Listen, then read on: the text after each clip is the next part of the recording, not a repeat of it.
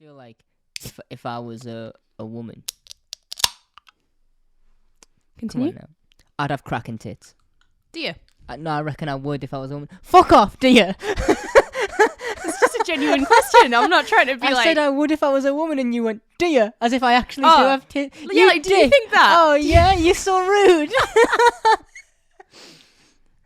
I apologise to you and your cracking tits. I was like, here, hypothetically, if I were to have Bob and Vag, I'd have a good pair. Based on what?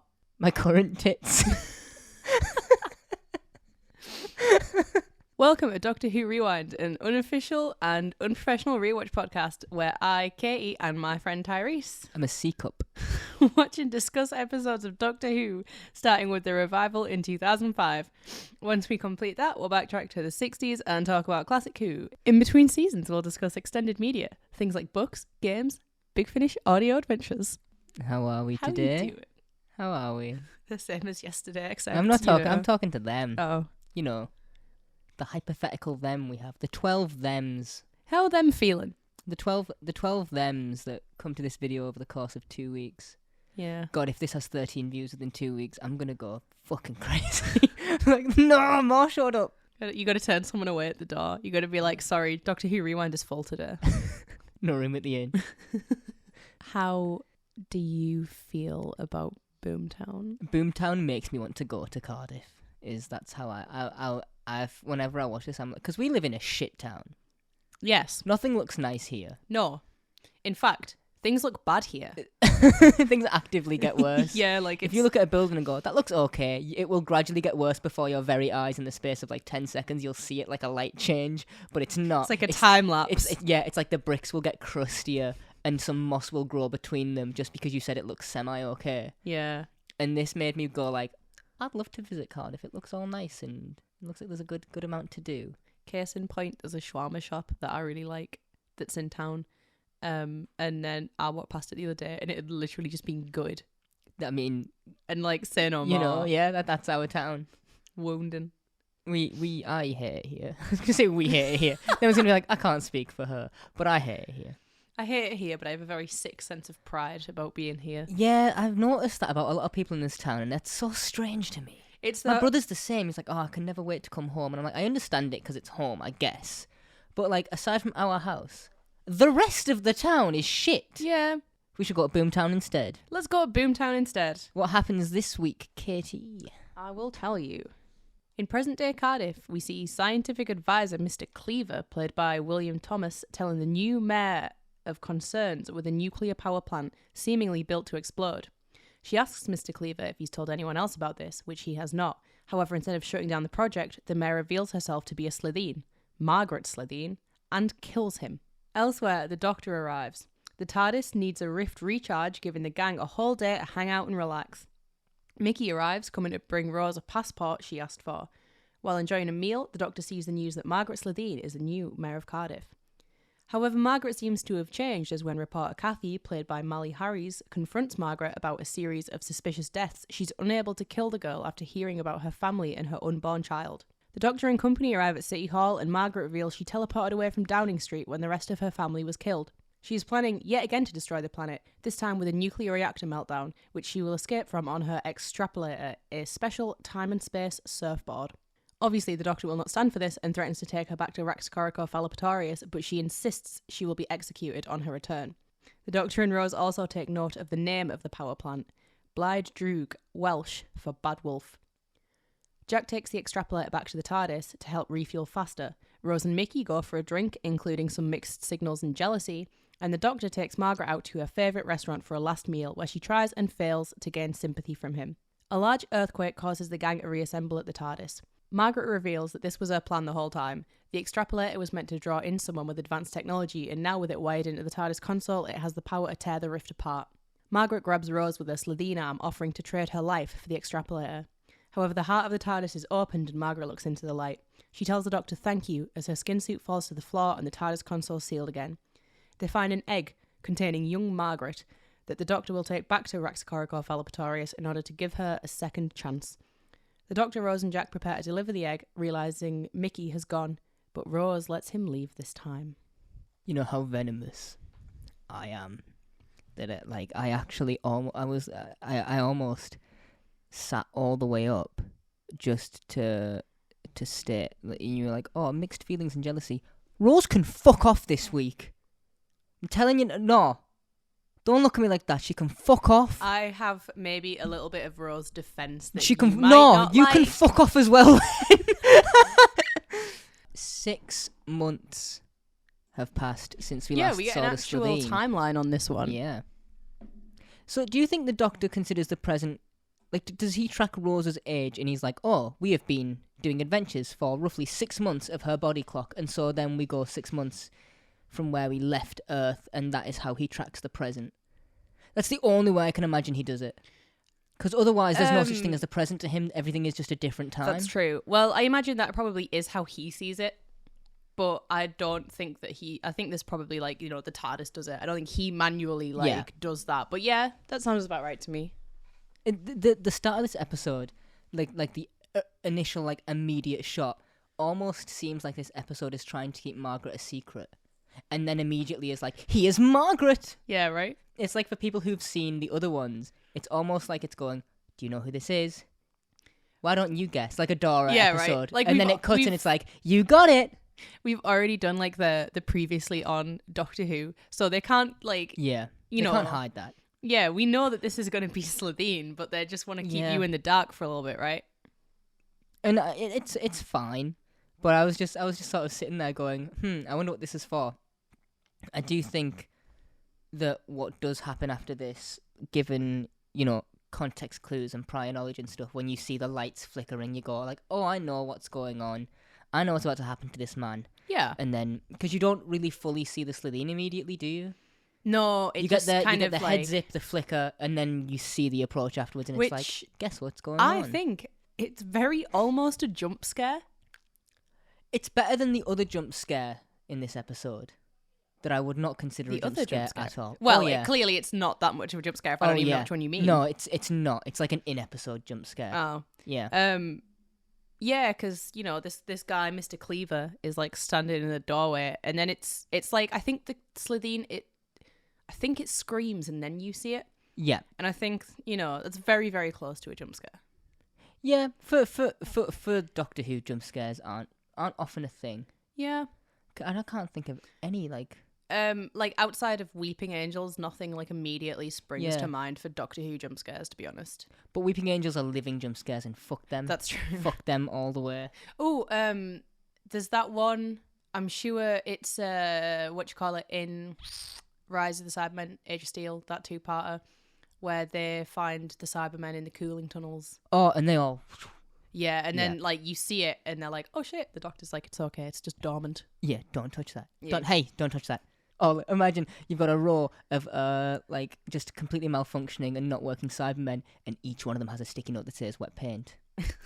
Oh, shit. You know, like, when you're a kid and you go past a fence and you're like, dun, dun, dun, dun, dun, on the bars. I'd be like that with the Cybermen. Yeah. Walk out with a silver hand.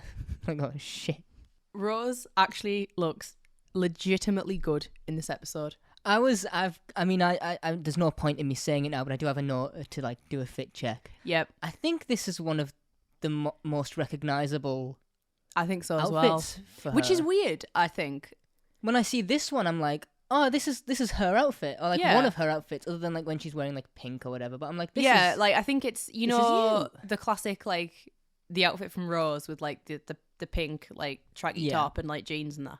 That's pretty recognisable. This one is also recognisable, which, like I say, is weird because I don't think anything like hugely notable happens in this episode for this to be like a super recognisable one. I think it's just good. That's what I was thinking, but I was like, I think it's also it's of its time, but there's a bit of it that's like if I saw someone wearing something like that now, I wouldn't be like, what I would be like, oh my god, that's so 2005 of you. Yeah. I also like that this is, as when it says 6 months later, if you do go back and watch the Slitheen two-parter, it is roughly summerish time, summer spring. Yeah. So putting this, you know, they do mention how cold it is in this episode. Yeah, Rose wears a scarf. Yeah, I mean, so putting it in there and then thinking, well, you know, the next time we are on Earth, it's for a Christmas special. Yeah, makes sense. It makes sense that amount of time has passed, an extra few months. I like that.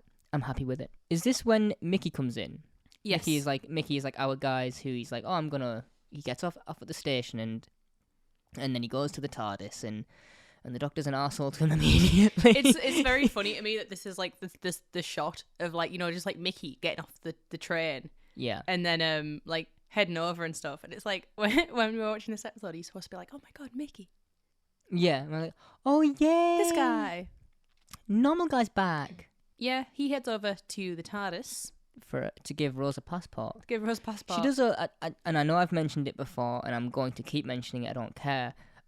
Rose does a lot of tongue stuff in this scene. Yeah, she does. She's like just playing. I'm like, okay, cool. Have a conversation though, between biting your own tongue or tasting your own teeth. I don't know which order or which way you're doing that, but enjoy it. She's doing something.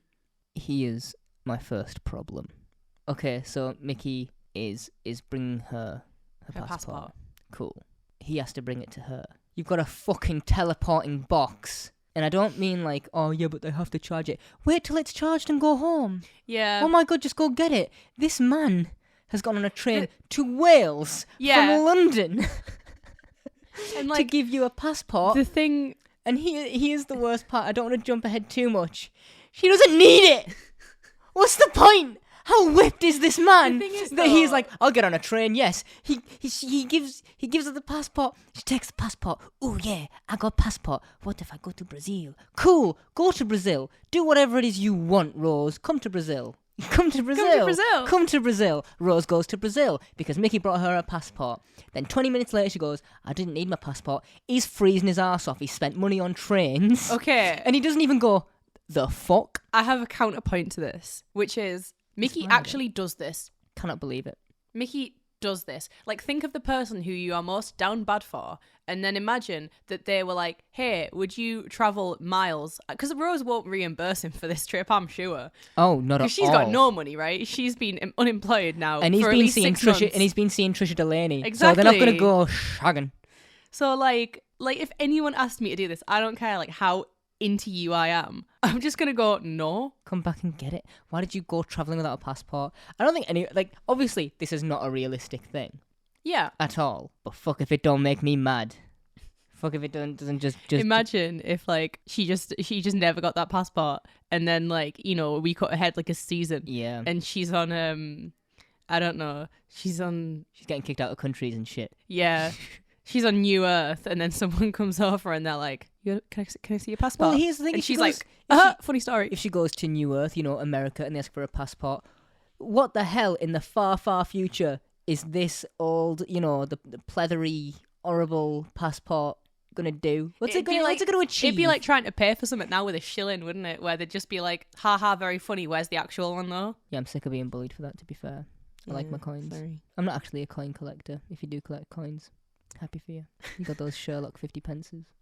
Because we don't want to alienate all of the coin collectors in our audience. Well, here's the thing. Like, make fun of stamp and coin collectors all you want. I also collect weird shit. We all just collect shit differently. Some of us are hoarders. Some of you just collect everything. That's what that is. Yeah. So, like, I don't give a shit if you collect stamps and coins. I collect fucking Lego. At least coins are worth something. I'm like, oh, plastic. My mum's friend in America collects I mean, I assume she's finished the collection now because this was over 10 years ago. Yeah. But you know, like a quarter from every state. She wanted a quarter from every state. Oh. And I remember we'd gone to like Disney, and I came back from Disney, and she's like, she was like, "Oh, can I look through all of your change?"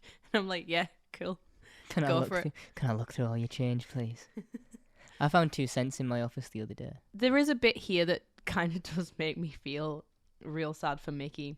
Are you going to be the Rose defender this episode? I mean, I will defend her as much as I think she deserves. Okay. I'm not going to be a Rose apologist. I'll allow it. But there is one part, you know, where she's like, "Oh, I'm prepared for anything." Da da da da da da da. Mickey's like, "Sounds like you're staying then." And then like I think he looks at Rose, and then Rose looks at the Doctor, and then he's like, "Oh, so anyway, what are you guys doing in Cardiff? And who's this guy?" And like something about like, you know, the little silence between those two things that he says is so sad to me. I'm like, oh, Mickey. Well, when Mickey walks in, I don't know if you noticed this, the Doctor shoots him a look.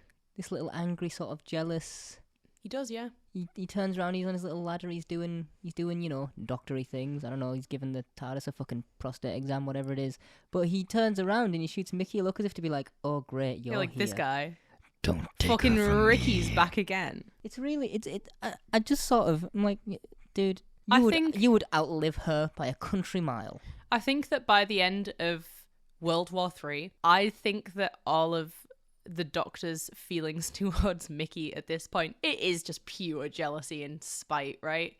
Which is weird. I mean, I think that, I mean, in its next season, Rose and Mickey's relationship as probably more platonic and a bit more friendly than it is romantic is really good. It's like so much better to see them two as friends than it is like this. Right. Oh, yeah. The thing is, though, I think, like, Rose would be so easy to get over because she just disappears and no one speaks about it because, like, you can't really, can you? You can't be like, oh, yeah, how's Rose doing? Oh, she's in space. Like, How is she? Oh, she's in the vacuum. Yeah. How do you feel about Jack's man out of time trying to figure out 21st century slang? Yeah. That's pretty wonk. Cheesy. Is that good or bad? That's bad, but bad is good, right? Yeah.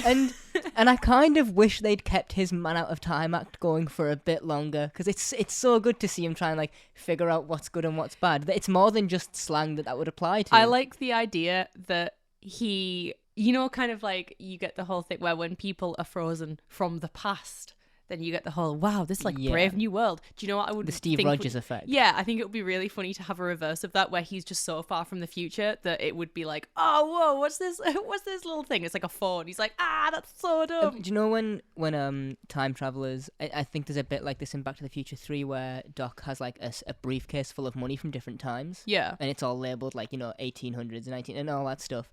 Imagine if they had that, but it was phones. And so they pull it out and it's got like a flip Nokia and like a Nokia brick, which is like all one unit. Yeah. Then they've got like the original iPhone and then like an iPhone 14. BlackBerry. Yeah. Yeah. You start getting to the getting the BBMs future. off the Doctor. Ping me. Ping me. Fuck off. Oh, Ping me. Bet Rose would have had a BlackBerry. Oh, she would have pinged everyone on BBM. Wouldn't she She'd just? be like, oh, just to rattle someone's pocket. Yeah. Which isn't Just a euphemism, but I like it as a euphemism. You gonna rattle their pocket, yeah? I can't not think of it as a euphemism now. Thank you so much. Like, I wasn't even considering it. And then you were like, it's not a euphemism. I'm like, fuck, now I can only think of it as a euphemism. Pocket. You know what I mean? Sorry. Oh, I thought you were laughing at something else that No. popped into your head. Just the rattling of the pocket. Yeah. Got you. I'll tell you what I love, though. I love, like, the little like The into time yeah. and space. The Team like, TARDIS chant is what I've got it down as, and I'm like, this is the most cheesy. Oh, Fine. I but have it as the secret space and time handshake. You gotta learn how to handshake before you join the club. You know when Mickey's kind of just stood there, and Well, he says it. He's like, "Oh my god, you all think you're so clever." That's what other people think when me and you talk. Like when when they hear me and you talk. And we're talking utter shit in a pub, and no one else is laughing, but me and you are like falling off our chairs. We're like at the pub, we're like, Ukraine, I barely in, and I'm like, tell another. It's so funny. And I didn't pay a cent. When they leave, I think this is the first full explanation of the chameleon circuit we get. Yes. And it's a good little bit of Sums it up. Because it doesn't feel like here's a thing you've missed out. It just feels like here's a little bit of trivia. Yeah. About the TARDIS. TARDIS trivia. Ooh, TARDIS trivia. The thing as well that I think is like weirdly like out of character, but in a way that I'm totally fine with, is how Mickey is the one who's like, wait, what? You can't just leave the TARDIS. And then the Doctor like explains it to him, and he just explains it to him just like normally. He doesn't take any opportunities to get in any little digs or anything. He's just like, I'm going to tell you a thing that you don't know. Yeah. And I'm like, more of that energy, please, Doctor. Yeah, and then he immediately goes back to insulting Mickey when he's like, Mickey, people just walk past it, move on. Yeah. And I'm like, oh, you could have said that nice. It's like, oh, no one ever really takes notice of it. It's, Now it's stop your nagging, let's go and explore. There you go. It sits in your peripheral vision and you walk past it, and you probably would think it was just some bit of modern art. Like, don't you think it's funny now that not a single person, the majority of people now, if they did see a big blue police box sat in the middle of a town square, would probably be like, oh, TARDIS. Well, I mean, I used to get that from like regular, red phone boxes. Yeah. You would see that and be like, that's what the TARDIS is sort of based around, is the old versions of those. And then, they're not. But that's wrong. But as a kid, I'd be like, oh, it's a similar thing. TARDIS. Human-sized box. Man box. TARDIS. It's a standy-uppy coffin is what it is. There was a TARDIS not long ago, where we live. There was some guy from the BBC, and I was on a break at work, and I went down there, and there's some pictures somewhere, I think. When was this? Oh, like some years ago. Oh, right, yes, okay. This is Margaret's little meeting. Her big meeting room, right? This is. I don't have many sort of notes for this, but when she says it will glow, that's the most mustache twirly Bond villain delivery of a line ever. She's like, it will glow. And I'm like, okay, Maggie. She does a little foreshadow as well, doesn't she? A toast to the future, and believe me, it will glow.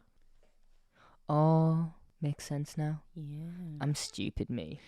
Just before this as well, this is like absolutely not a thing that I think is worth talking about, but it really tickled me. So Mickey says to Jack, like, oh, what are you, captain of the innuendo squad? And he pulls up the whatever. Yeah. Like, he fully does the... And there's like a recoil to it. There's like a force, and then he like drifts. He hits him with the... whatever. Whatever. Hits him with the whatever major loser, and then they move on. It's so rude. So rude. It's really funny, and I'm going to choose to believe that now in like the 51st century, if like someone says something, you don't like stick a finger up at him. Yeah. You just whatever them with your thumb and your thumbs and your fingers and yeah. Yeah, Margaret is in this meeting, and she is she's like approached by a reporter. Yeah, Kathy Salt. Her name is has basically been doing a lot of killing, is what we learn. Yeah, and this reporter lady is like, she's figuring it out, and she's putting the pieces together because Maggie Slitheen is just really, really bad at covering her own tracks, and she clearly intends on killing this woman. Yes. But one of the kills is she was like, it was foggy, I couldn't possibly hit the brakes. So in 6 months of you, or possibly more, because we learn in Aliens of London they might have been here a while, and then they staged the crash after infiltrating enough. In 6 months or more, she learned to drive. She like skinned a woman, and then was like, the automobile. I must learn. And then has gone and not only learned to drive, passed her test. Got a car. Bought a car, insured it. So she would have had to have then worked like at least a little bit to like get the money to buy this car. She also says that she has a flat. And I mean, I don't know what like it's like, for Mayor's Game. Like I don't know how that works in terms of like, do they provide some, I don't know. Yeah, for you. But, she's done all of this as well. So here's the thing. There was an entire team of European safety inspectors, which she says they were French, and danger, explosives was only written in Welsh. How is that her problem? And then the Cardiff Heritage Committee, the electrocution of that swimming pool was put down to natural wear and tear. Natural wear and tear. The architect...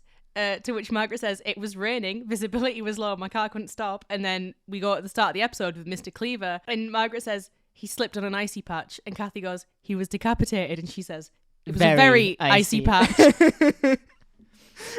And this reporter lady is just like, all right, okay.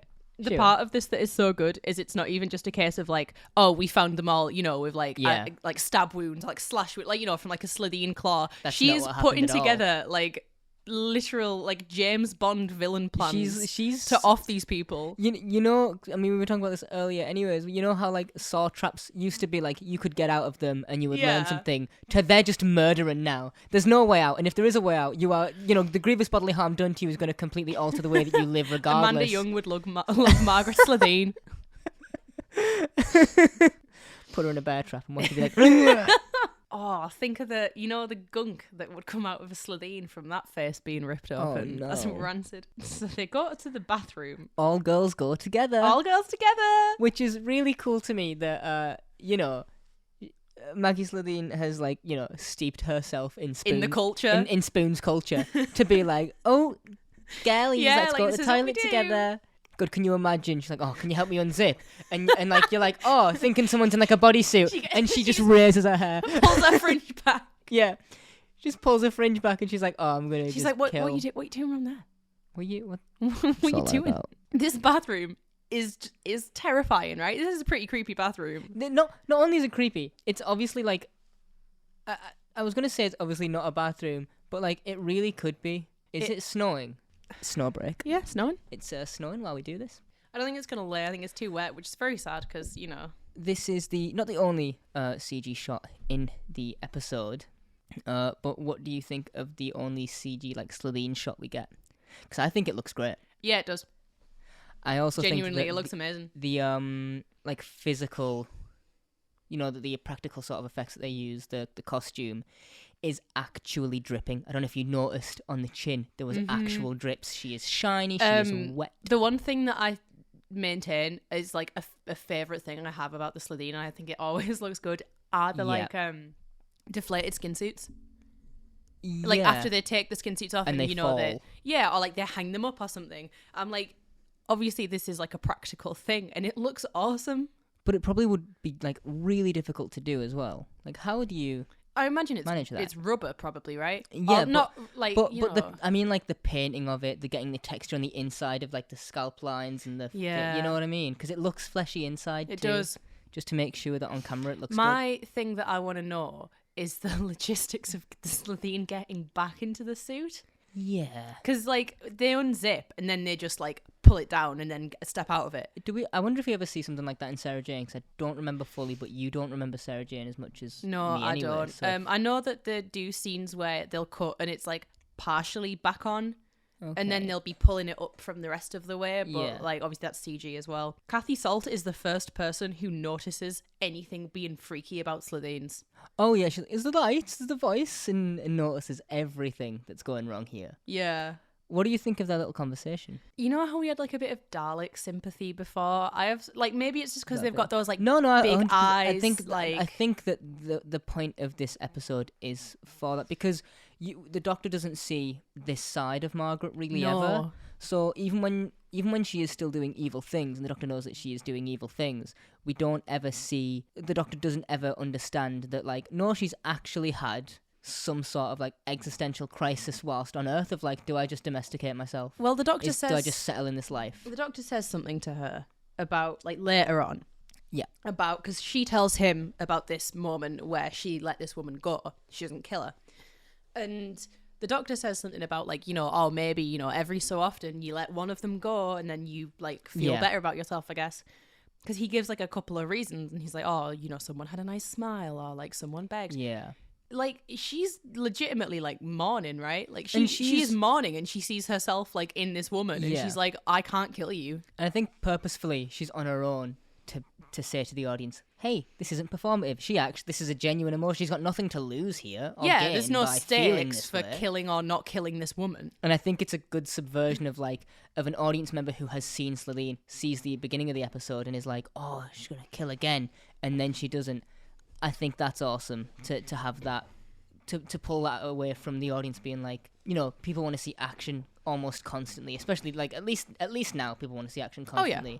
So you take that away and it makes audience members go like, oh, this is something new, this is something different. Yeah, when she's sat there and she's talking about her brothers and she's got those like big sad Slitheen eyes that like kind of look like and those like wet puppy dog eyes blink. I feel for her. I feel for little Mags. Little Mags. Yeah. Maggie is the ferocious beast. Oh, that show was so good. I always wanted. Great googly moogly. Imagine that, but in a Slitheen voice. This is when we go to a cafe. Yeah.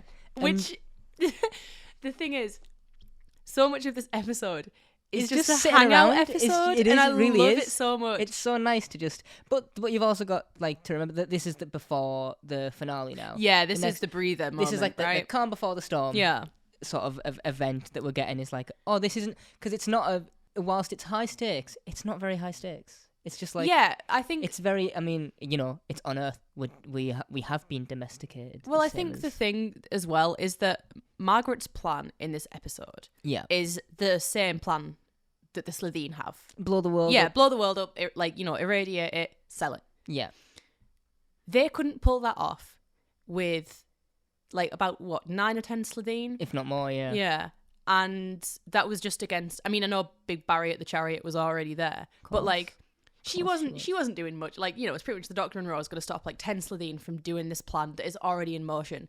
In this case, we have one Slitheen with this like super team of companions. Yeah.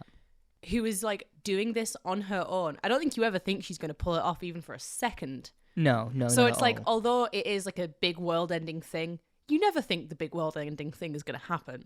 No, of course not. And especially, you know, of all the planets you're going to get rid of, Earth, it's not one of them. It's obviously not going to be one of them. It's the only way to ground this show every now and then. Do you think that they ever could do that? Get rid of Earth? Yes, but they'd have to bring it back. Oh yeah, of course. If they did what they did with the stolen Earth, where, you know, you have that moment of, we're in the same place, it's the Earth that's been moved. Yeah. Obviously, within about 10-15 minutes, they have found it. But if it was actually difficult to find as like a season arc or half a season arc, if it was like split into, you know, A and B, I think that would work. Yeah. But, you know, you couldn't get rid of it. I think it would be full-time. interesting anyway, because then I feel like then you open it up to the Doctor has to pull companions from elsewhere. And that's true. I have said it before, I will say it again. Doctor, please stop taking people from Earth. Like, present day Earth. Yeah. Like, I know it's the most relatable thing to an audience. Yeah. Come on, man. Stop doing that. Please, just pull someone out of time. In this scene, everyone, Rose was already. The Doctor, at least, is much more okay with Jack. There has clearly been some relationship. And Mickey as well. Well, there's clearly been some relationship building between them and Jack, mostly behind the scenes, because Jack was very at least it was selfishness that was the driving factor for him before. And now I think we see the dangerous adventures of the Doctor. What you don't see, you do see at the end of season 2, actually. There are adventures that aren't always dangerous. Yeah. And they give an example of that at the end of season 2, where we see the dangerous ones as an audience, but there are plenty sprinkled between fun ones, where nothing bad happens. They just visit a place. It's just and an goes, explore, yeah? Yeah, and it goes nicely. So there's clearly been some of those happening with just Jack and Rose, and that's why they, one, need to refuel, and two, why they're probably all a bit more like, I don't eased think around each other. either that I need to see Jack's full journey or arc or anything. No. I think I get the gist. I think what they did is they went, oh, he's actually really charismatic, let's make him more likable. Yeah, okay. Which is fine. And it works, because he is like, you know, he's a likable character. Clearly. Yeah. They're all at the table laughing, letting him lead a story, which Mickey finishes somehow. Yeah. He just sort of knows the anecdote, I suppose. And the Doctor is absolutely bawling laughing. Oh, he's loving it. Time of his life. Him and Billy Piper, I mean, all four of them are, like, you know, great actors. But him and Billy Piper, their laughs actually seem like super genuine. Yeah. Well, I imagine this is probably one of those things, right, where they were like, we'll just set you guys up in this scene. Yeah. Just talk some shit, get comfortable, you know, like, it feels very genuine, and I like that. That's fun to me. You know where... You know where my sympathy goes in this episode? Where? All of my sympathy, and I mean every ounce of it, goes to this man that the Doctor just snatches the newspaper from. Okay. Right. First of all, don't talk about this newspaper, because I have something to say about this newspaper. Okay. It infuriates me. But he takes it, and right. Did you keep your eye on the old man? No. Right. Where's your fucking remote? I'm doing this. I'm showing you. Okay. We're doing this now. Right. Live. Fuck it. We'll do it live. Poor lad. That man's face. He does look incredibly sad. Like, he doesn't... that man's got no fight left. He's like, all right. He was like, just going to go to a coffee shop. I'm just going to read a newspaper. You know how they say that, and like... he looks away. Do you see the way he looks at the Doctor longingly, like, that man's got my newspaper? And the Doctor starts talking, and he looks away into the corner like, well, I'm not getting that back. You know and how... my heart goes out to him. How, like, they say, just as a general rule, like, just be nice to people. It's not hard. Yeah. But, like, you know how they always say as well, like, you should be nice to people because you never know what they're going through and all this kind of stuff. The Doctor does the opposite of this in this Rips scene. the newspaper from the man. Okay, no, here's my thing about the newspaper. Tears him up. So the scene before this, when we were in City Hall, right? Yeah. And Margaret, like, walks in to do and she throws a hand up, and then they snap the picture, and then that's the picture that they use on the front of that paper. It's the only picture they have of her, right? How quickly did they print that paper? This has been... Oh, it's the same day. It's the same day. Oh, it's the same day. They take this picture of her, and then in the next scene, this picture of her is immediately printed in the paper. And I thought, maybe this is supposed to be before. She's wearing the same outfit. It's not. It's the same day. Oh, is this you checked? You checked all this? I did, yeah. Oh my God. And the thing is as well, like, I don't imagine that Slitheen, like, you know, I think with the skin suits, probably what they do is they put the clothes on the skin suit and then they change into other clothes. Yeah. So it's not just like, this is the one skin suit she has to wear all the time. No, it's just the same picture. So some guy at like the fucking Cardiff Gazette is just like, like, you know, scrambling really, to get this shit out in trying time. to get the paper out to people. So they go to City Hall.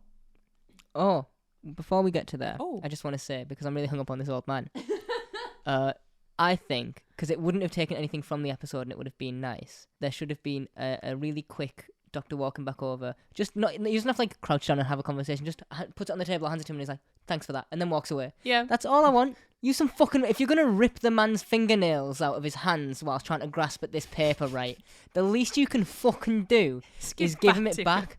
Or buy your own. It's 20 fucking pence for a newspaper. And this was like And 2005. It was probably way cheaper then. And they're fucking everywhere. You don't even need to buy one. Just go to a newsagent.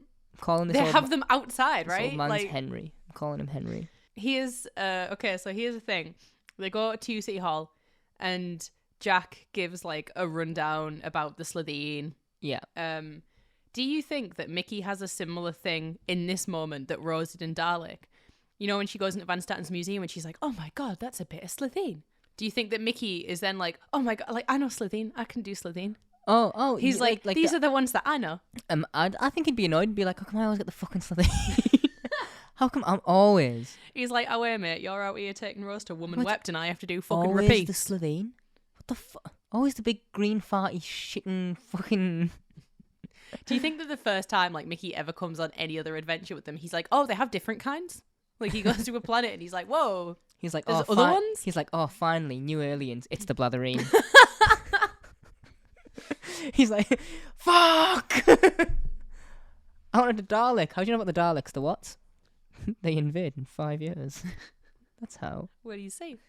One of my favourite parts of this, you know, the phone shot that ready, and Yeah. they all in order bring their phones up to match. That's such a cool shot. Present arms and then Yeah, everyone like pulls out a phone. the drift of focus through all the way up into the end is so good. Did Jack and the Doctor then? No, because Jack obviously has his briefcase of phones from throughout history. from throughout history. But like, where did the Doctor get that phone from? He's on burners, player. No more questions? Yep, he's on burners. Yeah. Could imagine if the Master was like an intergalactic temporal drug lord. He is the one who knock. He is the one who knock on TARDIS. He is the one who knocked 4 times. He's... Shit! I missed it! I fucked up! I couldn't. I really couldn't. Genuinely couldn't have done that. I am the danger. I am the one who knocks 4 times. I'm the one who knocks. Are you okay? Knocks. Not collapses. Okay, but Harold Saxon Master as Walter White and his wife Lucy as Skylar. That sounds about right. Yeah, that's about right. Yeah. Sort of. In the fact that she's a Comparison. blonde woman, that's like entirely what I'm basing this on. Yeah, it's true. Yeah, because I'm not a Skylar hater. Because you know, I'm not dumb. I love this. Tell her the Doctor would like to see her. Just that. Yeah. Just the Doctor. The Doctor. And then it goes quiet. Like there's not even background music, and you just hear the cup like shattering or whatever. You know, the only thing better would be if there was like the cat screech sound as well. Or you hear the window shatter afterwards. You hear the cup placed down, the window shatter, and she's like throwing a chair through it. I was gonna do something there, but I almost guarantee that copyright will not let us do it. Yeah, don't. But I was gonna glass shatter, and then you see a and then like Stone Cold Steve Austin comes out. I do not care. By the way, this guy, Receptionist. Yeah, I just wanna, cause like he is not in my plot summary. Yeah. Because this was a very, very quick one to summarize. And the thing is, this episode as well is very light on characters. Yeah, it's mainly this like the 5 cast, and Jack's not even in it too much because he gets relegated to the TARDIS. You know, after a. I think part of this about was halfway to through. shoot Empty Child episodes, like parts of that episode as well. I think that's why. Oh, to have him on set for. Well, I mean, sure, these last 5 must have all been in the same block of filming then, There because is, he's in those as well. Give me a second to find it, because I didn't think it was hugely worthwhile putting down as trivia, because it's really not. But, Yeah. I think maybe for season 2 we should find out what was filmed in what blocks. The if we diner can. scene between the Doctor and Margaret is filmed in January at in the Cardiff restaurant before the rest of the episode was filmed. Christopher Eccleston filmed that scene while Billy Piper and John Barrowman were filming Empty Child because of a scheduling conflict with Annette Badland. Oh. So there you go. Well, that makes sense because they've got scenes together alone as well, don't they? Jack and Rose. Okay. Yeah. That's cool. That's fine. Okay. Anyway, detour aside. Receptionist. We've got like the 4 main cast members, obviously. And then we have like Mr. Cleaver and Kathy as well. And then there is Idris Hopper, who is this receptionist, played by Aled Pedrick. And then Alan Rusko has a credit as well for the Slitheen. Oh yeah, in costume. Yeah. And that's everyone that's like all of the main cast who is credited in this episode. I mean, you don't need many, which is a good thing to as well because it proves you don't need 80,000 characters to tell a good story. Oh, absolutely not. Just because it's not as stand out as the last 2 were. Which is it's great that this is like the falling action between one 2-parter and another. Yeah. Which is like the breath of fresh air, and then you go to the Bad Wolf and Parting of the Ways. This episode is a palate cleanser. And I love it. It's great. One of my favourite quotes, because obviously she tries to get out the window, is Slitheen heading north. Slitheen heading on the north. phone, Slitheen heading north. And I was like, okay, let's go. And... she's climbing out the window, isn't she? Yes, she is. Yes, she is, yeah. So everyone begins this chase and of Margaret. I know where you're going with this, I think. I'm going 2 places with this. The first is I do not care how much Idris gets paid. He's gonna tackle the Doctor. He is gonna like grab him. He goes, leave the mayor alone, and then starts like grappling with. And he's the like Doctor. really shaken and like what? It's so good. But no, the next thing that I'm gonna say is so we have this little chase sequence where the Doctor, Rose, Mickey, and Jack, they're all coming from their own places, and then there is like a woman with like a cleaning trolley, and Jack runs and vaults it, but you can see the springboard that he vaults off. Like if you look behind the trolley. Yeah. Go back, rewind the episode. I think it's probably like maybe 10, 15 minutes. I think it's less. like it's about maybe 15 minutes in. I think, but you can see him go to springboard, and it's not even like they've tried to color it the same as the carpet or whatever's behind it. It's just this pale different. like beige looking, and he takes off. You want to know a thing that I hate about this scene? Go on then.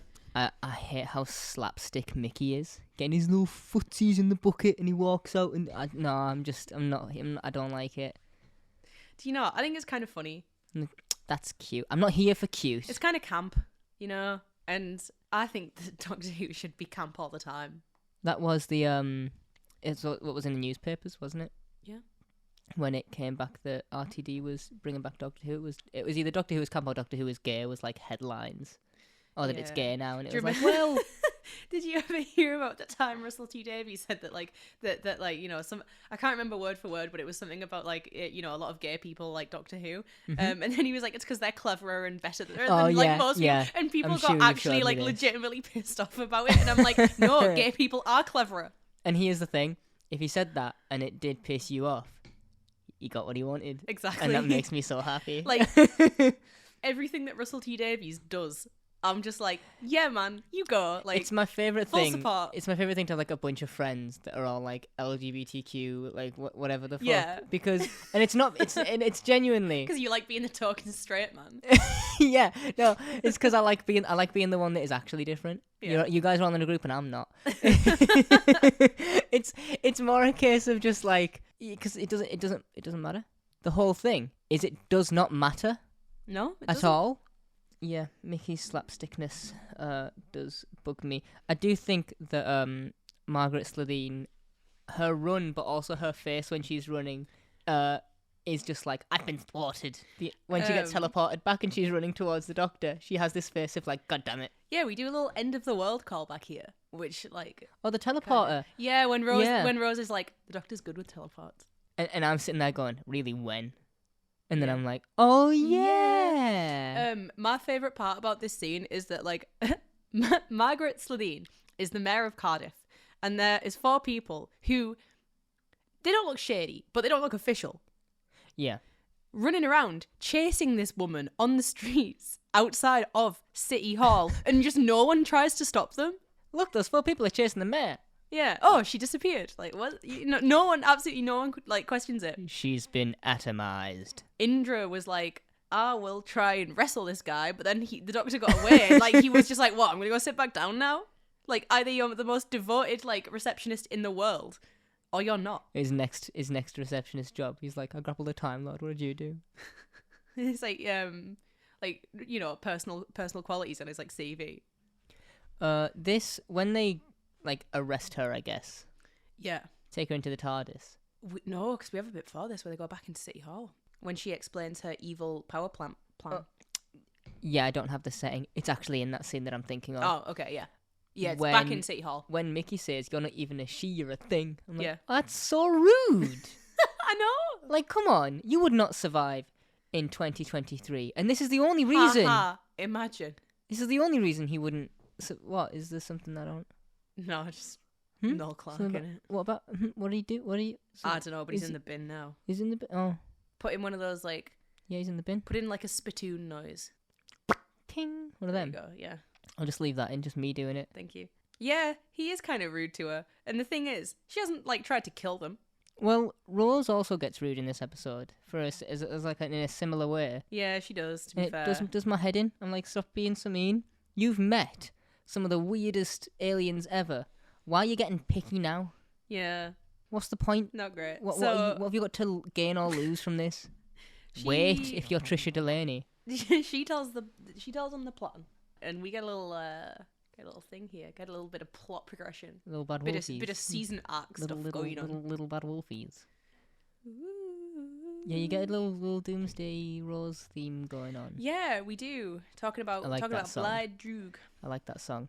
And then it cuts to the doctor going, nah, coincidence, and then you just shrug it off, and it's like, come on, we got cool music, it definitely isn't a coincidence. Which, at least there you go, is a consistent part of the doctor's character. Never ignore a coincidence unless, of course, you're busy, in which case, always ignore a coincidence. When does he say this? Pandorica opens. I thought it was. Yep. I was going to say, that's a very Matt Smith thing to say. I think that might be word for word what he says as well. Yeah. And if it is... It's a very 11 sentence, that. Last week I was like, whoa, as if you quoted last week's episode, and this time you're like, I'm going to jump ahead 5 seasons. Yeah. And I'm going to quote that then instead. He really does, like, snap out of it immediately, though, he's right? Like, where he's like, never mind. He does his little cheeky grin. He's like, no, it's cool. It's okay. Look at me. Because, like, even Rose gets concerned about it for a second. Oh, she looks terrified. Yeah. Rightfully so. She's like, oh, he's gone all foreboding prophecy mode. Are we about to die? And then he's like, that's fine. And then it cuts to her and she's like, okay.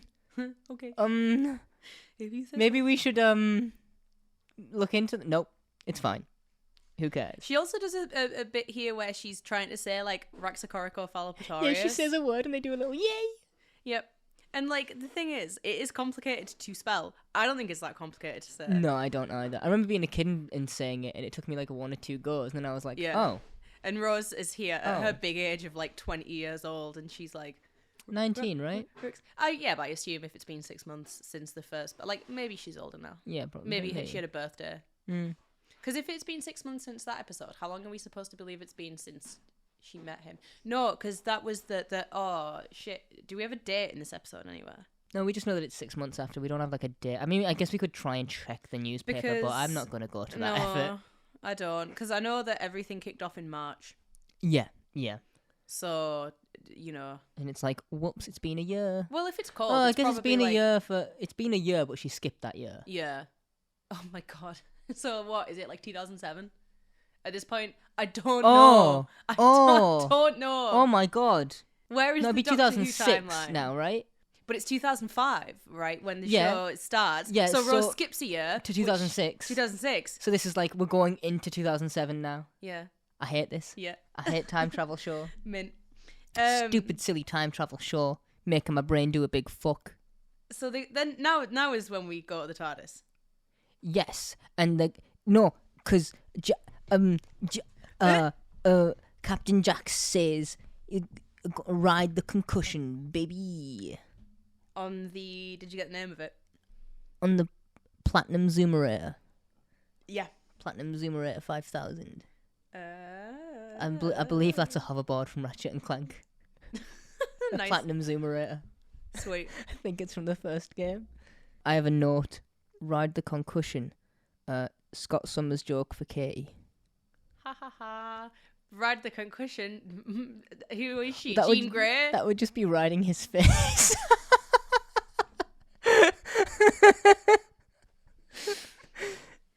Yeah. Yeah, it would.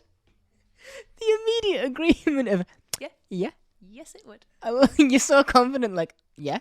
Okay. Yeah. Jean Grey. Catch me first in line. Jean Grey and Emma Frost are lucky gals. Admit one. And probably also, like, Madeline Pryor as well. But, like, I'm not going to get into the minutiae of it. The cables in the TARDIS are everywhere. And Yeah, it makes oh me my feel God. sick to see. The cable management. I hate that. This is upsetting. The thing is, as well, tripping hazard. Get some zip ties. Wayo. Dinner Ooh. in bondage. Margaret the Slitheen's fucking kinky. Okay, but actually what happens is they go to the TARDIS. Yeah, we're in the TARDIS, yeah. Because this is where sort of like the thing is that the extrapolator will refuel the TARDIS faster, Yes. so they can leave In 12 hours now. in 12 hours. Yeah, which is overnight, I guess, but that feels like at that point, okay, whatever. Yeah. It doesn't really make much of a difference. Because it's nighttime now. It's so they get there in the morning. Yeah. And they had to stay. Ish, I yeah. assume. And then it's nighttime back at the TARDIS. And then they say at first it would take like 24 hours, right? Take like a day. But now it's only going to take 12 hours. But it's already probably been about 12 hours. So, you So know it should what? just shave all the time away. Yeah, or 6 hours. Like But- 6 more but hours. yeah. But hey ho. But it's fine. I don't have many like notes on specific dialogue things that happen. I just think all of the dialogue in this episode is done really well, and none of it is like, that's weird to say. It's good. It's good as well. The bit I think is very good is when Margaret is like saying about how, you know, if they are going to take her back to Raxacor, to Raxacor. You just went on a rant about how it's not that difficult to actually say. It's not that difficult to actually say. And then you I'm fucked it up. Fucking stupid. That's true. But yeah, like, you know, she's like, if you take me back, they will kill me. Then you are my executioners, like all of you. Yeah. And Question their morality. Make them fucking suffer. Yeah, she says, you're very quick to say so. You're very quick to soak your hands in my blood, which makes you better than me. How exactly? Long night ahead. Let's see who can look me in the eye. And then we get that great part where it cuts to all of them. And none of them can do and it. they all look away. I think if one person should have done it, it should have been the Doctor. He's done genocide. He's got blood on his hands already. Yeah. Like, it's not... But he's the one who has made this decision, not the other three. Yeah. The Doctor, his words, not my problem. He should be able to look her in the eye and go, well, I'm making this decision, I can live with it. And she said, well, I'm sure she says something to him about, like, you know, how this is how the... the execution would go. This is what they would do. And she says something about like, oh, would you stay and watch? And he's like, what else could I do? Yeah, of course. So, I mean, it's like a common decency thing. Yeah. Right? So he should look her in the eye. Actually. This is where Mickey God. gets told that I didn't need my passport. Fuck off. Yep. I'd have been on the next train home. I'd have been like, fuck you. Also, Fuck you. They get out the TARDIS and Mickey goes, she does deserve it. She's a Slitheen. I don't care. And these lines aren't delivered this way, but you always make everyone sound like a petulant kid. Yeah. And it's so funny. I can't do the voices that you can, so everyone just kind of sounds similar. Because I don't want to... You put the big... That's on. the one voice that I can do. You just do a Noel Fielding. Yeah. That's all you do. I'd is love Noel. to do a Noel Fielding. Well, I mean, to be fair, you've got that look about you. What, the Noel Fielding look? Yeah. Oh, thanks. Like a desperate crow. Yeah. Yeah, Thank you got that? Yes. So then also Mickey's like, we could go have a drink? Have a pizza or something? Oh, and then, what does he offer afterwards? Shagging. Shagging. Shagging. Meat's back on the menu, boys. Yeah, no, he says we could go to a hotel, spend the night. I mean, if you want to. Which only means one thing, and she's like, yeah. Yeah, she says, okay, yeah. And then he says, is that all right? And she says, yeah. And she does a little tongue thing. But this is a thing as well, an odd, jealous romance, because the Doctor is looking on the screen at Mickey and Rose walking away, and Yeah. he's like, hmm. But then it's like, does the Doctor think here that Rose wouldn't come back? Right, so I'm wondering what, like, is this meant to imply a romance between the Doctor and Rose that I've just not been picking up on? Because, and here's the thing, and I think it's just a part of Eccleston in general, is I don't get a boyfriend vibe from him for Rose. No, I don't. And I think from Tennant, I kind of get the romance. They're both young and energetic, and But with Eccleston, I'm like, this feels a bit like it could be not quite parental, but a bit. It leans more towards fatherly than. Yeah, and as we see in Father's Day, the relationship between Nine and Rose, I can only describe as, when a dad pulls the kid in closer from the edge of the road. Yeah. And they're like, nah, away from there. That's how I feel about the Doctor and Rose, is constantly that cycle. See, I don't know. I think it's a very complicated relationship that the two of them have. But as we've seen in Father's Day, I think Pete and the Ninth Doctor are very similar. Yeah. Like they seem that, like I said, they seem to get on quite well. I feel like, they would be sort of like not good friends, we know what I mean. And like obviously he is an older man, Rose is looking for a father figure. Also she is having like boy trouble. And I think one of the things that like turns her off about Mickey is the fact that he is like kind of so cowardly at first and the Doctor isn't. He's a big hero man. I think that it's one of those things where like I think at least on Rose's part there is like kind of some romantic feeling there that maybe she is not 100% aware of, but then when he comes back, looking like younger and more age appropriate, I think then it's full force. But I think there's like, I think early on, I think season 1 relationship between the Doctor and Rose is that there is some feelings that they're not explicitly romantic, but you can read them as romantic. So while Mickey and Rose are canoodling, having this moment, the Doctor and Margaret go to dinner. They do. Jack does a little and Margaret actually jumps, and I'm like, well, that's not scary. What are you doing? You are a big green monster alien. I was going to say, you are 9 feet tall, and you have claws the size of my forearm. Big claw lady. Just, it's fine. You can, look, if you really want, you can wear him like a shit wedding ring. It's you'll be okay. He'll make the sonic bling sound when you finger him through the torso. I don't really like that you've just said finger him through the torso. It's okay. It's fine. So when they go on their little date, I don't know what they use as the prop for this dart. That's way too big to have shot out of her finger. Oh yeah. Oh my god, the end of her finger would fucking explode. Like that, it's so insane to me that thing manages to come out of the very tip of her index finger, and it looks like a bit of like raw pasta, like crunchy raw pasta or something. And I don't know what it is, and it freaks me out. Is it like an extension of claw? I don't. I hope not. That's even worse somehow to me. I'm like, like the put kinda, that away. Like when you cut a fingernail, like is it that sort of thing? Maybe. I fucking hope not. I really don't want it. No. The thing is, any way you look at it, it's horrible. But they go to dinner. The Doctor has steak and chips. Yes, steak and chips. Oh, so British. So spoons. Yeah, okay, at one point here, Margaret says, "Tell me, Doctor, what do you know of our species?" And then the Doctor's like, "Only what I've seen," and then counters every single thing. And then lies through his teeth. The thing about this little date, and I do want to go back to a line that you have already mentioned. Maggie's a kink. She kinky, dinner in bondage. Kink little queen. She a baddie. I just want to say to the ideal first date, dinner in bondage. Yes, please sign me up. I think it's not funny, but like just the delivery is funny when she dinner says in bondage. Oh no, not this. But when they go out, Margaret says to the Doctor like, "Oh, do you even know what my name is?"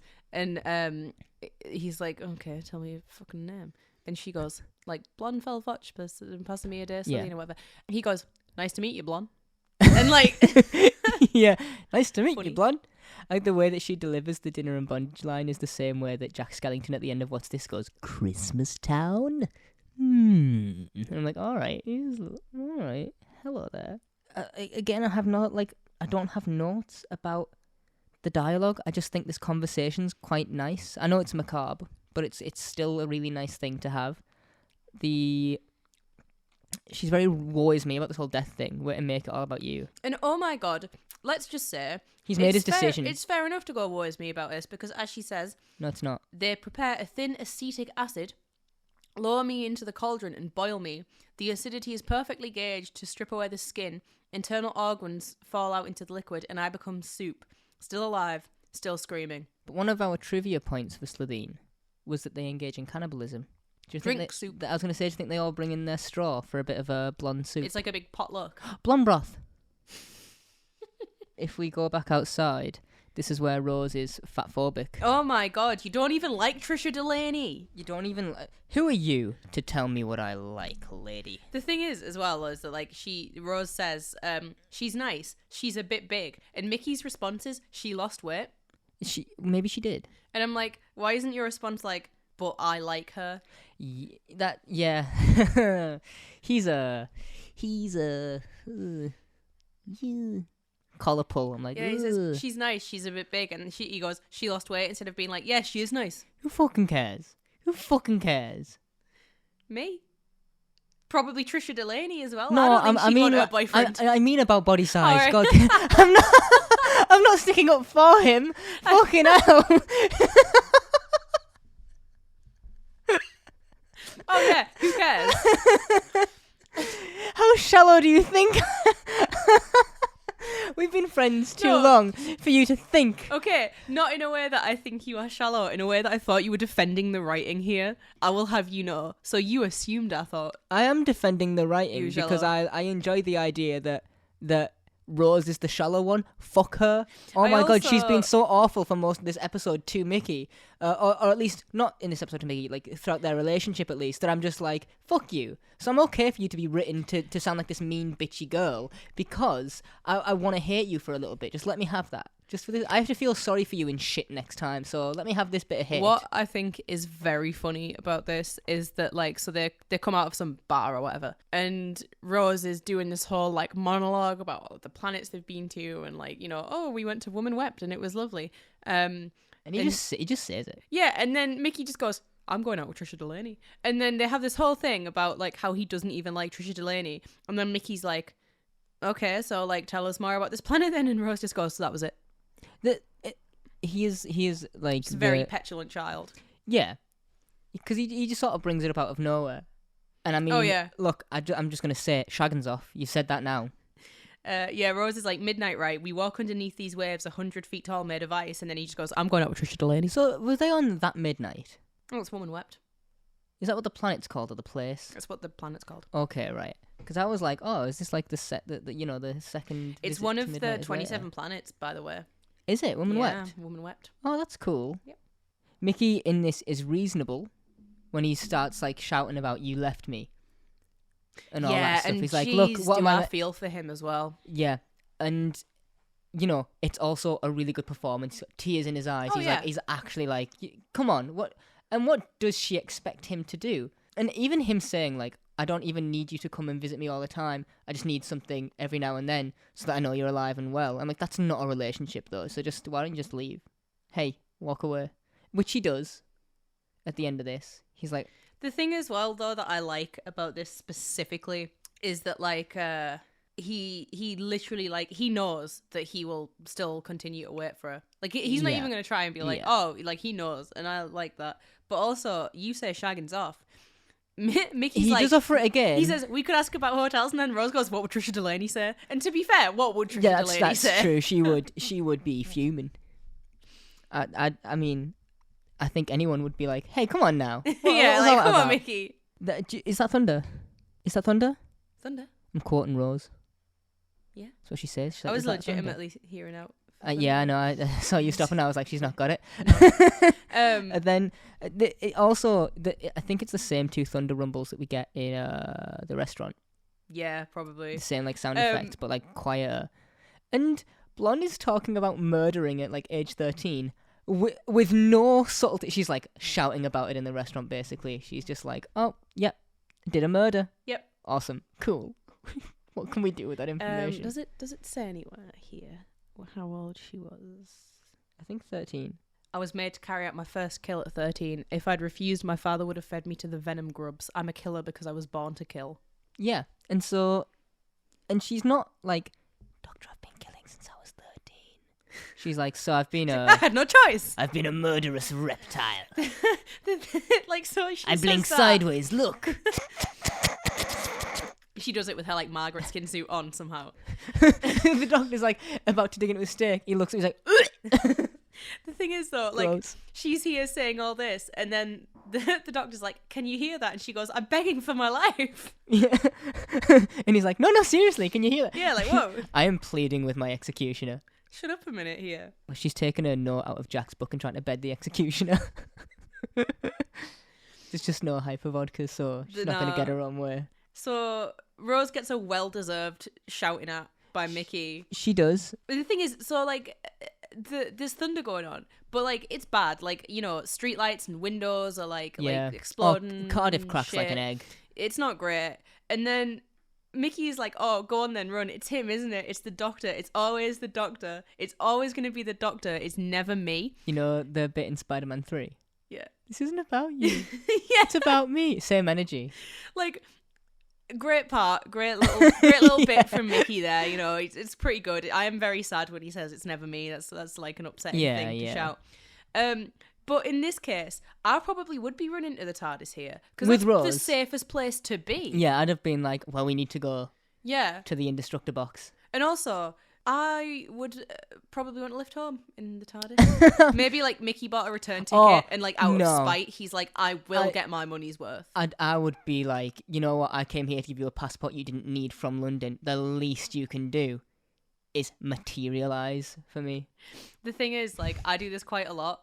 Like if I'm going home and I'm gonna get like a bus home, I will be infuriated if I buy a return ticket and then someone's like, "Oh, I'll drop you off." I'm like, "No, but I paid the whole money for that." I'm like, "I appreciate the lift, thank you so much, but also I paid for this." I got a bus here and the man didn't listen to me. I was like, "Can I have a day tripper?" And he was like, £2. And I was like, that's not enough for a day tripper. No, that's not enough at for all. a day tripper. Normally it's like just under a £5, like £4.60 or something. That's not correct. Is it? Yeah. Holy shit. It were Maggie was evil all along. Oh. Yes, this was the plan the whole time. Which I kind of hate. I kind of hate that. Like, this was the thing all along. I'm like, nah. I think if this was happenstance, I don't think it changes many of the events.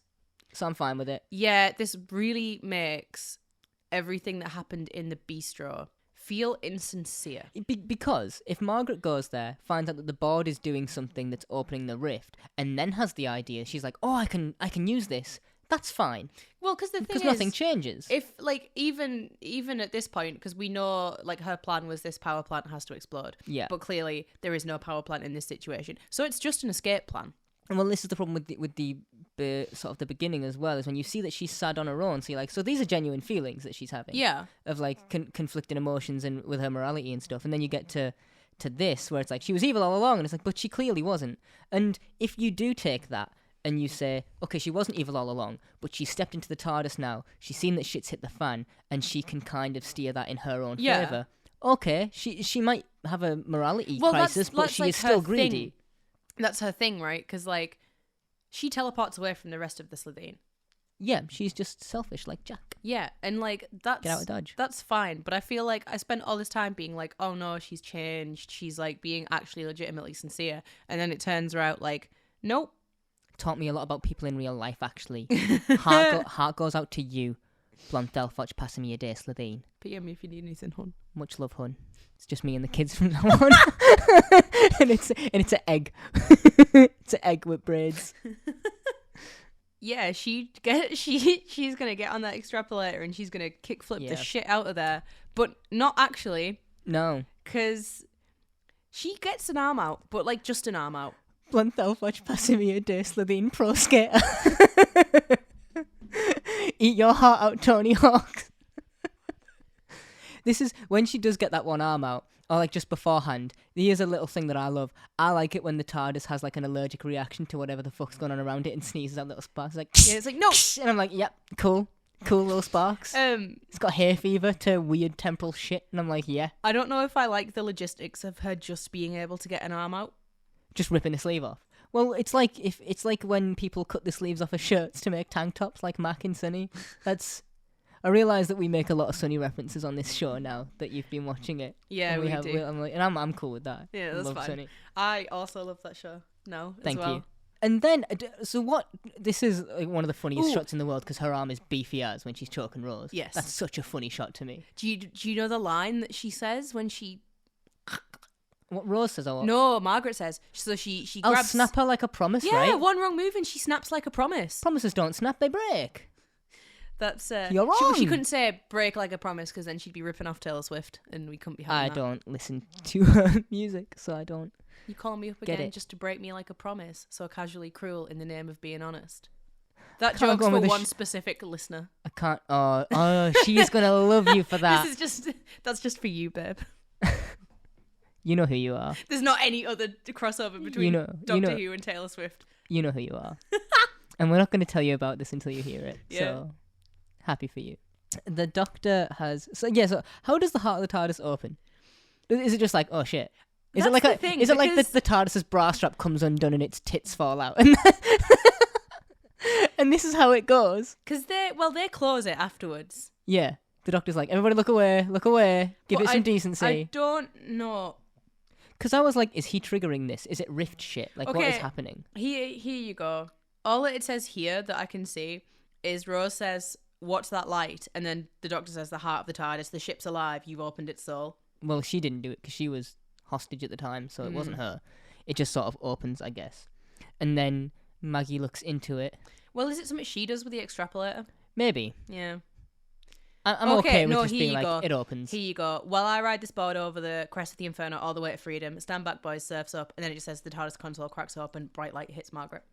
Okay, cool. Maybe it's the TARDIS being like, fuck you, because the TARDIS does sometimes do that. Yeah, I kind of like it. I kind of like it every time the TARDIS has like a bit of like a... Only because its only victim is Clara and you hate Clara. The TARDIS like absolutely bullies the shit out of Clara sometimes. And you hate her. I do. And so when you see her get bullied, you're like, nah. So then she turns into egg. Then she become egg. And the only problem I have with this bit is the Doctor has like one theory and it's immediately correct. He's like, well, I don't even know the power of the heart of the TARDIS, which you do because next episode we talk about the heart of the TARDIS and you clearly know that it is actually got a lot of power that you know of.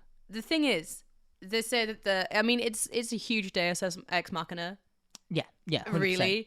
But the thing is that they say that the TARDIS is telepathic, right? Yeah. So I am fine with the fact that like somehow this works because I have to be fine with it. Like I don't like it, but I will go okay, sure, for the sake of it. Because like at this point as well, we're at the end of the episode, right? Like this is the final scene. We've got nowhere else to go. We've got nothing else to do. They say that she's an egg about 4 times.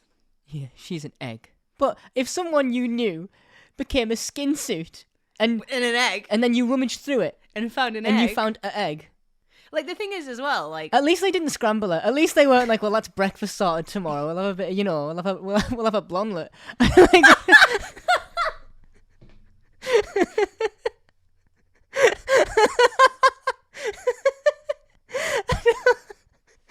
you okay?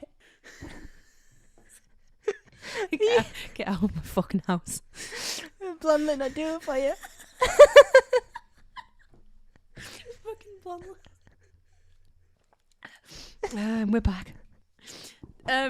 She's not just like a regular egg though. She's not like a chicken's egg. No. She's got tassels. Yeah. She got little egg tassels. Sorry. I know that it's uncouth to laugh at your own jokes, but it's repeating on me, sorry. Much like the bloodlet. Unprofessional, it's giving me acid reflux. Yeah, so Rose says, she's an egg. And then Jack goes, she's an egg? And then the Doctor's like, she can start again, live her life from scratch. And then Rose goes, she's an egg. And then the Doctor says, she's an egg. It's so nice. At least they all know what an egg is. Like if you like, yeah, there's Rose no goes, issue she's here. an egg, and Jack goes, what the fuck is an egg? She's an egg. Jack slams his hand on the console. There's more sparks. Like, she's a what? Do you think it would be green? The egg? Yeah. I mean, we don't see it in a good enough light, but I mean, probably, I would hope so. It's like, it 'Cause looks like a brownie colour. I do not know enough about the makeup of eggs to be able to debate this, but obviously, like the yolk is like yellow and the albumin is white. Inside? Yeah, the yolk is yellow, the albumin is white. But I vaguely remember there being was there a Slitheen egg in Sarah Jane at one point? It was like pale and white. Because part of me is like chicken sometimes yellow, so then inside yellow, and then therefore I'm like Slitheen green, so egg be green. Then Rose goes back out to look for Mickey. Yep, she realizes she sees him. She doesn't. She does. No, she doesn't. Yeah, she does. She watches him walk away. I could swear she doesn't. I'm sure, like, she sees him, and then she chooses to go. Like, she chooses to leave him. Like, she chooses to not go over and be like, "We're leaving now." That could be entirely right. I might have been writing a note as this happened about how she does not see him. I was like, oh, she doesn't look away, or she doesn't look towards him, and then she there comes you back go. in. Yeah, it's like here. Yeah, so she doesn't see him. No, he sees her. Sorry, nice to be right. Let me correct myself. It's always nice for me to get something right because I know that you have this basically downloaded into your head. That's completely. True. But yeah, so which I mean, and look, we've got it on. We've just sort of rewatched that bit, but look on screen, you can see sort of under her eye, like she is actually sad. Oh yeah, because they go back into the TARDIS. Yeah. And then the doctor, speaking of, the egg, Margaret Slitheen can live her life again, a second chance, and then Rose says, that'd be nice. Yeah. And that's the note that we end the episode on. And I'm pretty sure I say this very early on, maybe in the first episode even, when we are discussing the nature of Mickey and Rose's relationship. Yeah. And I'm pretty sure that I said there that my theory is that they are two people who have been together a long time from like a young age. Mm. And realistically, they should have broken up. But it's the comfort of like, I have been with you for so long sort of thing. Yeah. And this kind of reinforces this to me because I think like Rose will get over Mickey very quickly because I think she would realize that them not being together is for the best. Yeah. However, I think she does have quite like deep feelings for him, or at least she used to, because she is, like I say, she is like legitimately upset there. Oh, 100%. She does say as well, she's like, the doctor's like, where's Mickey? Yeah. And she says, well, he's, he deserves better. I wrote my note, says, Rose was crying, and yes, he does deserve better. He does deserve better, yeah. Like, it's sad. Yeah. I'm sorry, but like... Here's the weird thing, is like, you're in a time machine, you can date. You can just travel back to 10 seconds afterwards. Yeah. And that would be fine. Yeah. Just write down the date and time you left, and you can be back. And we see this happen with Clara. Yeah. She consistently is able to date. She struggles to do it, but she manages it. I really, one of the things, we'll talk about it when we get there, obviously, but I think the scene that I'm on about when she is like literally walking out of restaurant doors into the TARDIS. Yes. And then she'll like walk out of the TARDIS and then straight into like the restaurant. And I think that's like fun. I like the way that is. Yeah, I thought you were gonna like hate on that for a second. I was gonna like that. I think that whole episode is pretty alright. Let's listen, right? One person I hate more than Clara Oswald is Danny Pink. Oh, is it? No, but I dislike them both very much. Okay. Well, we'll get to that. And don't even get me started on his shoulder. We'll get to that in a few seasons. What would you rate this out of 5? I gave it a 4. Me too. Oh. I think we did watch this one separately. Yes. Unlike yesterday's. I mean, last week's. Haha. We did not. Continuity. We did not watch that and record it yesterday because we're struggling to catch up. Yeah, I would like. The thing is, I used to think that I didn't like this episode because in my mind I was like, it's not serious. It's the one-off. It's the I was like, I'm a teenager and I'm angry all the time for no reason. So I was like, it's not serious. I don't like it. But now, oh my god, I love this so much. It's it's just a fun little adventure with some pals, but also it kind of goes deep a little bit. It's like going home. That's how I see all the Back to Earth episodes. Is I'm like, okay, we go home for a bit.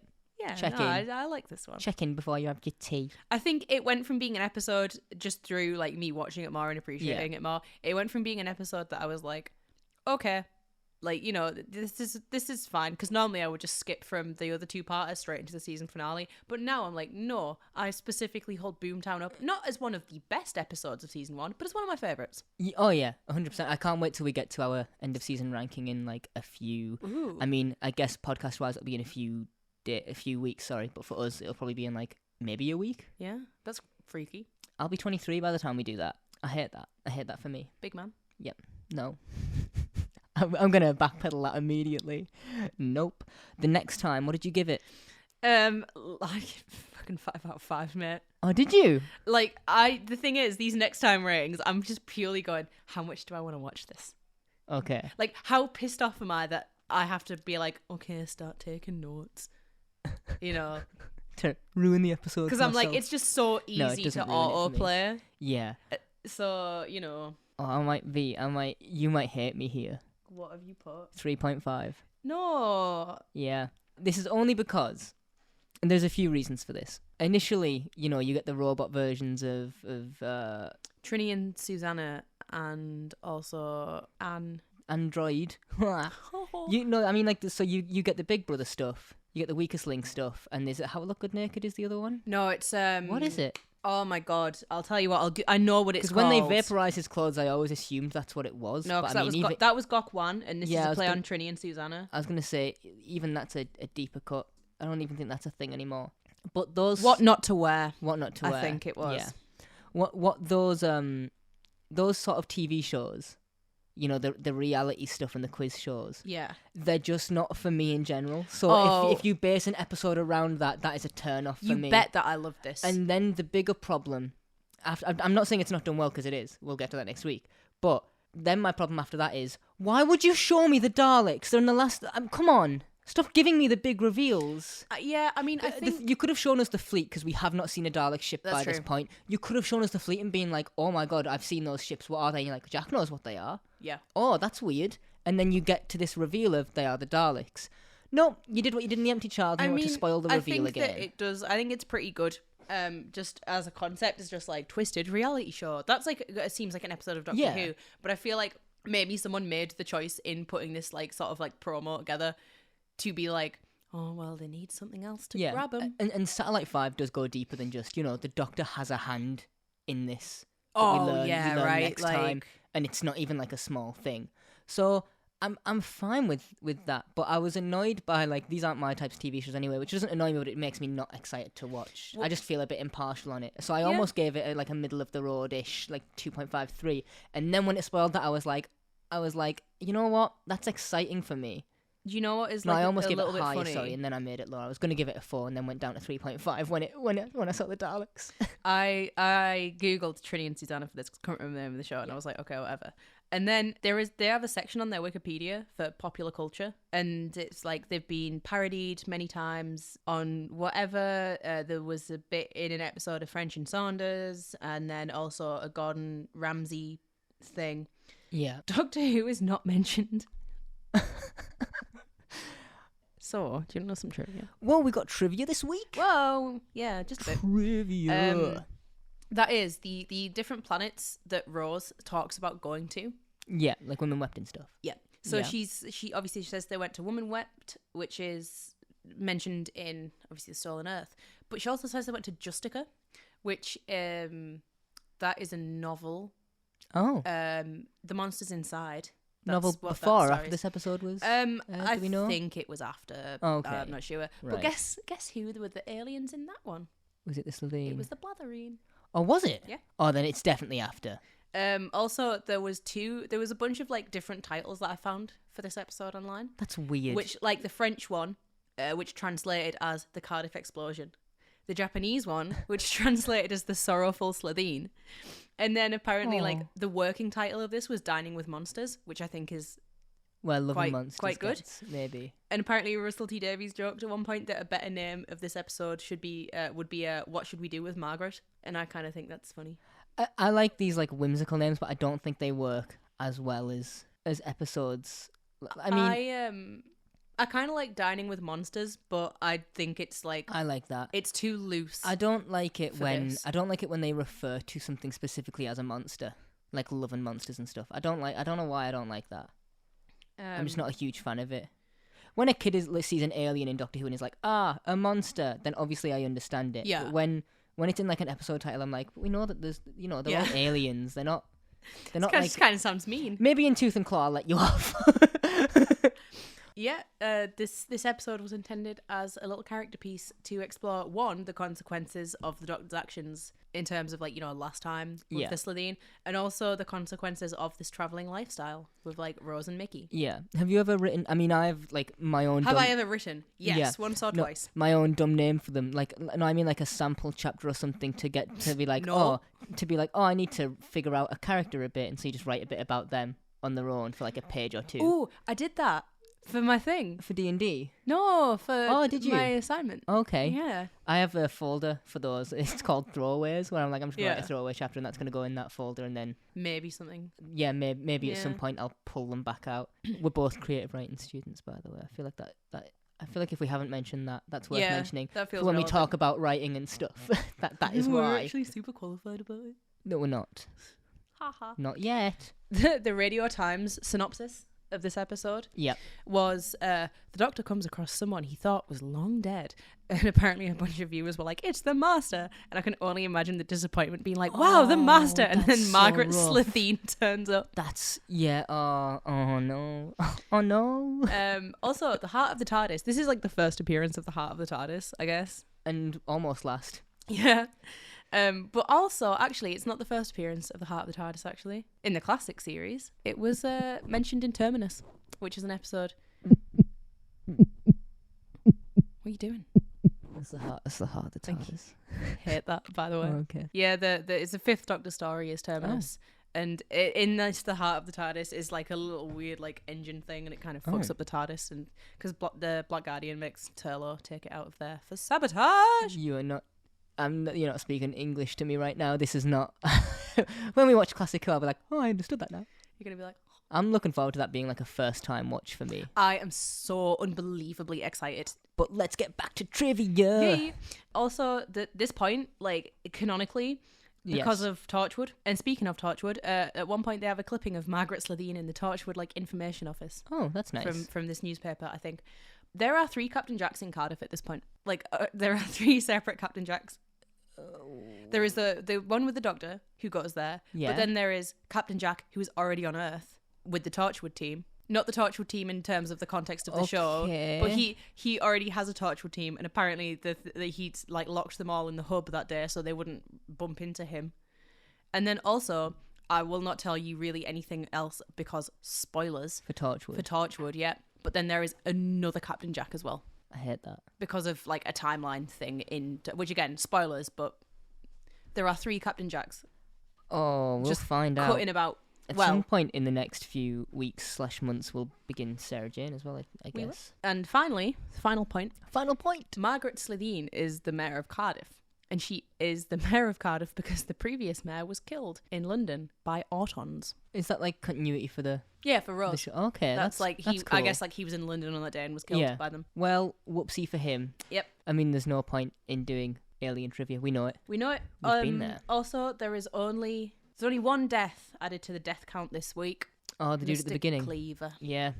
I was like, she spared that lady. Come on. Yeah. I mean, I'm only counting on-screen deaths. Yeah. So, you know. And Clive. Yeah. Everyone else cut who away, died. But he's dead. Oh, yeah, but like death in context of an episode, you know? Oh, yeah. That's the show this week, guys. That's Boomtown. That's all of it. Yeah, that's the whole thing. We've got the finale coming up. Are you excited?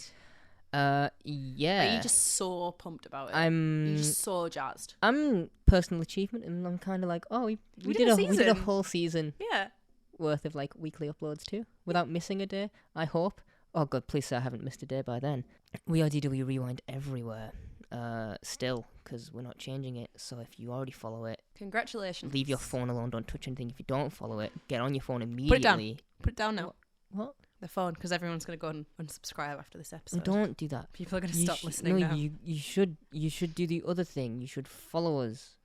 Yeah, thank you. That's what you should do. All of our wonderful listener. And as well, let us know what you think of Boomtown. Do you hate it? Why do you hate it? Do you love it? Why do you hate it? Why do you love it? Why do you hate it? Come on now. Love it more than you hate it. Love it, please. It's good. I hate it more than you love it. Come with us to Love Town, where you can love... I'm done. I'm done. The first 5 downloads will get a free blondelet. Free breakfast on us. Bye. I was going to say Boomtown next week. Bad Wolf next week. Bad Wolf next week. Yep. Bye. Bye-bye.